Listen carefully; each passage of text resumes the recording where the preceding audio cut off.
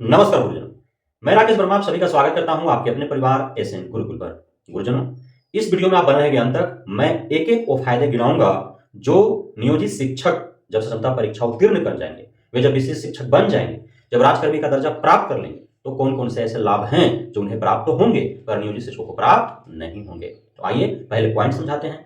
पहला जो फायदा है वह है कि ईपीएफ जो अकाउंट है वह हो जाएगा एनपीएस। इसमें क्या फायदा होंगे?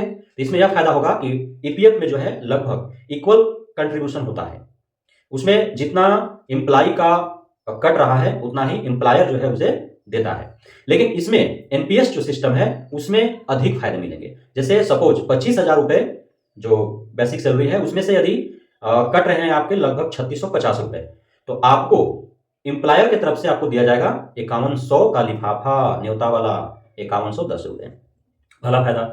दूसरा फायदा है कि जो बेसिक सैलरी है उसमें जबरदस्त उफान आने वाला है, उबाल आने वाला है। वो कैसे?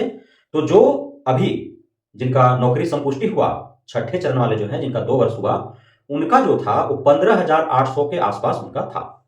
अब वे लोग जब क्षमता परीक्षा उत्तीर्ण कर जाएंगे, विशेष शिक्षक बन जाएंगे, तो उनका सीधे हो जाएगा 25,000 बेसिक सैलरी। कितना? 25,000। आओ फलाने ठिमकाने जो मिलेगा वो आपका मेडिकल अलाउंस हो गया, होम अलाउंस हो गया, आपका जो भी कट्टा छट्टा मिलता है। जैसे आप बीपीएससी टीचरों का देख पा रहे हैं कि 25,000 1 to 5 का जो बेसिक ग्रेड है, बेसिक सैलरी जिसको कह सकते हैं, तो उनका जो है पूरा 34,000 लगभग 35,000 के आसपास उनका मिल रहा है, सारे चीज जोड़ जाड़ करके, है ना। तो उसी प्रकार से जो है मिलेंगे। अब जो है ये हो गया। तीसरा जो फायदा है वह है वेतन संरक्षण का लाभ सभी को मिलेंगे। वेतन संरक्षण का लाभ। उसके बाद का फायदा क्या है? तो विशेष शिक्षकों का प्रत्येक वर्ष उनका जो सैलरी है, बेसिक सैलरी, उसमें 3% का इजाफा होगा प्रत्येक वर्ष। कितना? 3%। एक और चीज ध्यान देने वाली बात है कि मैंने जो बताया आपको कि जो छठे चरण से आए हैं जिनका 2 वर्ष अभी कंप्लीट हुआ है और वे जो है विशेष शिक्षक बन रहे हैं, तो उनका 15,000 समथिंग था, उनका डायरेक्ट जो है वो 25,000 हो जाएगा। तो अब आप ये मत सोचिए कि जो 8 वर्ष 10 वर्ष 12 वर्ष 18 वर्ष से जो है जिनका 1 to 5 में आज 40-42,000 सैलरी है, तो क्या उनका कम कर होकर के 25,000 पर आ जाएगा? ऐसा नहीं है, ऐसा नहीं है, ऐसा नहीं है। ये सोचने वाली बात है, क्योंकि वेतन संरक्षण का लाभ मिल रहा है जी, तो काहे कम हो जाएगा? अब बढ़ेगा ना कि घटेगा, है ना। सोचने वाली बात है। अब प्रत्येक वर्ष हमने क्या बोला कि 3% का क्या हो जाएगा? घटेगा नहीं, उछाल मारेगा, ऊपर जाएगा, है ना। तो इस प्रकार से 20 वर्ष का एक मैट्रिक्स तैयार कर लिया गया है, पेमेंट मैट्रिक्स उसको कह सकते हैं। उसमें 6 अलग अलग कैटेगरी हैं। क्या क्या कैटेगरी है? 1 to 5, 6 to 8, वरीय 6 to 8, 9, 10, 11, 12, वरीय 11, 12, है ना। तो इसमें जो है 1 to 5 25, 6 to 8 28, वरीय 6 to 8 30, 9, 10 30, 11, 12 32, वरीय 11, 12 34। और 20वां साल यदि प्रत्येक वर्ष 3-3% का इंक्रीमेंट होगा, तो 20वां साल जो है वह 20 से 25,000 रुपए का इजाफा हो जाएगा। समझ रहे बात को? 25,000 जिसका है उसका 20वां साल 43-44,000, और जिसका 34,000 है उसका 20वां साल 57-58,000 हो जाएगा। अब उस पर आओ जोड़ जाड़ के तो मिलबे करेगा। लगभग जितना अधिक सैलरी होता है और परसेंटेज ना सब मिलता है कि इसका इतना परसेंट होम अलाउंस, इसका इतना परसेंट जो है मेडिकल अलाउंस, इसका इतना परसेंट ए, तो जैसे जैसे बढ़ेगा वैसे परसेंटेज उसका जो और अधिक ना होगा तो और बढ़ते जाएगा। अभी 25,000 जिनका है उनका 10,000 रुपया उसमें एक्स्ट्रा जो ऐड हो रहा है, तो 25 10 35,000 इन हैंड आ रहा है ना 1 to 5 के जो बीपीएससी कैडर के शिक्षक हैं।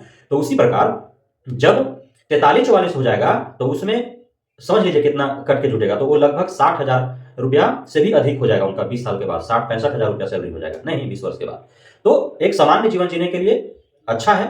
अब महंगाई तो दिन पर दिन जो है बढ़ते ही जा रहा है, लेकिन ऐसा नहीं है कि चावल जो है वो आज के 20 साल के बाद जो है वो बहुत ज़्यादा ये हो जाएगा, उछाल मार देगा कि आप 65,000 में दाल चावल घी नहीं खा पाएंगे, आप साधारण कपड़ा नहीं पहन पाएंगे, एक अपने लिए मकान नहीं बना पाएंगे, अपने बच्चों को सामान्य शिक्षा नहीं दे पाएंगे। बहुत ज़्यादा हाई फाई आप जीवन नहीं जी सकते हैं सरकारी नौकरी करके, लेकिन सामान्य जीवन तो आप जी सकते हैं। और यदि सोचिए कि यदि आप शिक्षक के रूप में जो है सरकारी नौकरी नहीं पाए होते, तो आप कहीं प्राइवेट में 1,500-2,000 रुपया पर जो काम कर रहे हैं लोग, या फिर बड़े प्राइवेट इंस्टीट्यूट में 8,000 10,000 या उससे भी बड़े 25,000 30,000, तो उनका बहुत ज़्यादा इंक्रीजमेंट नहीं ना हो रहा है प्रत्येक वर्ष, लेकिन गवर्नमेंट में इंक्रीजमेंट है। साथ ही गवर्नमेंट से आप लड़ करके बीचों में आओ उछाल करवा सकते हैं। महंगाई बढ़ेगा तो आप अपने के लिए लड़ सकते हैं, लेकिन प्राइवेट वन से नहीं लड़िएगा, वहां तो आपको छोड़ना पड़ेगा, नहीं पोसाई पड़ रहा है ना। तो ये फायदा है। तो खैर उसके बाद का और क्या फायदा है? तो आपको क्या मिलेगा? पदोन्नति मिलेगा। वो क्या है? पदोन्नति जो है प्रत्येक 8 वर्ष जो है तय कर दिया गया है। जैसे 1 to 5 में है 8 वर्ष आपका हो जाएगा, तो आप 6 to 8 में चले जाइएगा। 6 to 8 में है 8 वर्ष हो जाएगा, आप वरीय विशिष्ट शिक्षक 6 to 8 आप कहलाइएगा। 9th 10th में है 8 वर्ष हो गया, 11th 12th में चले जाइएगा। 11th 12th में है 8 वर्ष हो गया, आप वरीय विशिष्ट शिक्षक 11th 12th का कहलाएंगे। 6 अलग अलग कैटेगरी है 8 वर्ष में। अब यहाँ पे एक गैप देखने को मिला कि वरीय विशिष्ट शिक्षक 6 to 8 8 वर्ष के बाद क्या 9 to 10 का शिक्षक बनेगा? तो कतई नहीं बनेगा। क्यों? क्योंकि 9 to 10 का शिक्षक बनने के लिए जो पात्रता, योग्यता, अर्हता होना चाहिए वो धारण करने के बाद ही ना आप बनेंगे 9 to 10 का। तो उसके लिए अभी जो तैयार किया गया है उसमें एक गैप रखा गया है कि 6 to 8 वरीय जो होंगे वो 8 वर्ष के बाद 9 10th में जाएंगे कि नहीं, ये अभी गैप बना करके रखा गया। तो गैप हो सकता है भविष्य में भर जाएंगे, लेकिन अभी जो है वही ना बताएंगे हम। उसके बाद स्थानांतरण का लाभ मिलेगा, है ना। अभी जो है क्षमता परीक्षा जो हो रहा है, अभी फर्स्ट फेज हुआ, इसका 23 अप्रैल को जो है 23 मार्च को इसका रिजल्ट आना है। 23 मार्च को रिजल्ट आएगा, उसके बाद सभी का जिला अलॉट हो जाएगा। कौन उनके मेरिट के आधार पर जिला देना है ना जी, उसके मेरिट के आधार पर होगा, फिर रैंडमाइजेशन होगा, है ना, अल्फाबेटिकली दिया जाएगा। इस प्रकार से जो है जिला डिस्ट्रीब्यूट किए जाएंगे, अलॉट किए जाएंगे। तो अभी जहां जिसको जिला मिलेगा वहां जाकर के उसको पदस्थापित हो जाना है, योगदान ले लेना है ना। अब एक इसमें और है कि मान लीजिए कि क्षमता परीक्षा दिया, उसका अंक कम आ गया, अब उसका जिला बहुत दूर चला गया, अब उस जॉब लोकेशन में वो नहीं जाना चाहता है, तो क्या वह क्षमता परीक्षा उत्तीर्ण करने के बावजूद भी क्या वह जो है नियोजित शिक्षक के तौर पर रह सकता है? क्या वह दोबारा से क्षमता परीक्षा दे सकता है? इस बाबत कोई स्पष्ट जानकारी नहीं है कि वो दे सकता है कि नहीं दे सकता है, क्योंकि 5 बार क्षमता परीक्षा देने हैं और उसमें से जो भी एक बार पास कर जाएगा उसको विशेष शिक्षक हो जाएंगे और राजकर्मी का दर्जा प्राप्त कर लेंगे। तो अब एक शिक्षक या शिक्षिका क्या एक से अधिक बार सिर्फ इसलिए कि उसको जिला मिल जाए, होम डिस्ट्रिक्ट मिल जाए, इस लोभ लालच में यदि वो करना चाहता है तो उसे अवसर प्रदान किया जाएगा कि नहीं, अथवा इसका कोई जानकारी नहीं है, इसका कोई स्पष्ट निर्देश नहीं है। तो यही माना जाएगा कि एक बार पास किया, आपको यदि जो जिला अलॉट हुआ वहां पे आपको कंप्रोमाइज करके और वहां शिक्षक के रूप में आपका कार्य करना ही पड़ेगा और इंतजार करना पड़ेगा जब तक कि स्थानांतरण न हो जाए। तो स्थानांतरण का तो है ही नहीं इसमें नियम। तो स्थानांतरण आपका कब होंगे यह कह नहीं सकता है। ऐसे 3 साल की बात कही गई है कि 3 साल के बाद आपका स्थानांतरण हो सकता है। बीपीएससी से जो टीचर हैं उनका भी तो 3 साल के बाद ही आमतौर पर जो है सामान्यतः स्थानांतरण की बात कही जा रही है। बीच में अब हो भी सकता है, सरकार कैबिनेट से निर्णय ले तो हो सकता है, लेकिन 3 वर्ष की सामान्यता जो है एक समयावधि तय की गई है कि 3 वर्ष के बाद स्थानांतरण हो सकते हैं।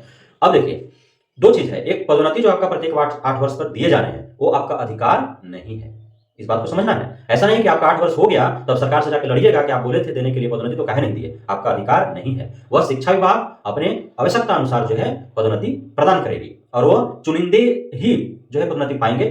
तो उस समय क्या कुछ होगा देखा जाएगा, 8 वर्ष तो पहले बिता लीजिए। उसके बाद जो स्थानांतरण है वह भी जो है आपका अधिकार नहीं है कि आपको स्थानांतरण मिल ही जाएगा, है ना। वह जो है अब शिक्षा विभाग देखेगी ना कि कहाँ आवश्यकता है और कब जरूरी है, तो पूरे राज्य भर में कहीं भी आपका स्थानांतरण दे सकता है। अब इसमें स्थानांतरण यदि शिक्षा विभाग के अनुसार हो तो फिर स्थानांतरण का क्या लाभ होगा, वो तो फिर कहीं भी भेज देगा।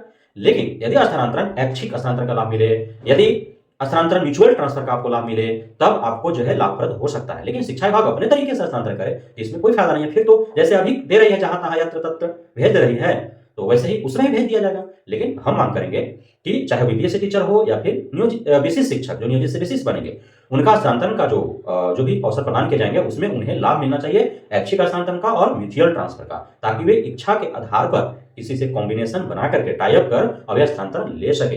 पढ़ाना तो है ही ना। यदि वे अपने होम डिस्ट्रिक्ट में चले जाएं किसी से जो है म्यूचुअल करके, वो अपनी इच्छा के आधार पर, तो क्या जाता है सरकार को, वो जाकर जहां है वहां पढ़ाएंगे।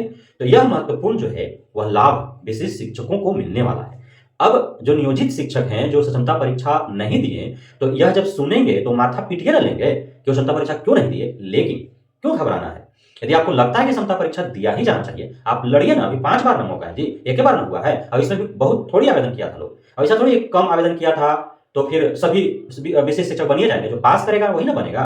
पासिंग मार्क्स है कि कौन कितना मार्क्स के बाद जो है वो क्वालिफाई करेगा तो बनेगा, तो उतना मार्क्स वाला आएगा लोग तभी ना बनेगा। इसलिए घबराने की आवश्यकता नहीं है, आप मजबूती से लड़ाई लड़िए। आपका मांग भी जायज है। यदि आपको हाई कोर्ट से या उसके बाद सुप्रीम कोर्ट से यदि आपको बिना शर्त के ही राजकर्मी का दर्जा प्रदान करने हेतु यदि माननीय कोर्ट के द्वारा आदेश जो है सरकार को दे दिए जाते हैं, तो फिर आपको ऐसे ही लाभ मिल जाएगा। लड़िए, है ना। क्योंकि आप सभी जो बिना शर्त के राज्यकर्मी का दर्जा प्राप्त करने हेतु जो जंग में उतरे हैं रणभूमि में, हमें पूरा आपकी बुद्धिमता, ज्ञानता, कुशलता, गुणवत्ता पर पूरा भरोसा है। आपकी ईमानदारी, आपके कर्तव्यनिष्ठता, आपका मेहनत, आपके लगन पर मुझे पूरा भरोसा है कि आप चाह रहे हैं कि आपके साथ जो हमारे 50 वर्ष से अधिक उम्र के जो शिक्षक शिक्षिकाएं, गुरुजन जो है, गार्जियनगण, तो उन्हें जो है लाभ मिल जाए, है ना। तो अच्छी बात है, क्योंकि उन्हें जनता परीक्षा देने में काफी परेशानियों का सामना करना पड़ रहा है। प्रश्न काफी कठिन है, सीबीटी मोड में देना पड़ रहा है, काफ़ी समस्याओं का सामना करना पड़ रहा है। अभी क्षमता परीक्षा देने गए कुछ लोग जो है वो कह रहे थे कि हमारा 3 महीना में रिटायरमेंट है, हो सकता है कि तब तक जो क्षमता परीक्षा का रिजल्ट भी घोषित ना हो और रिटायर कर जाए। हो सकता है ना? तो ऐसे बहुत हैं, तो उनको यदि बिना शर्त के मिल जाएगा।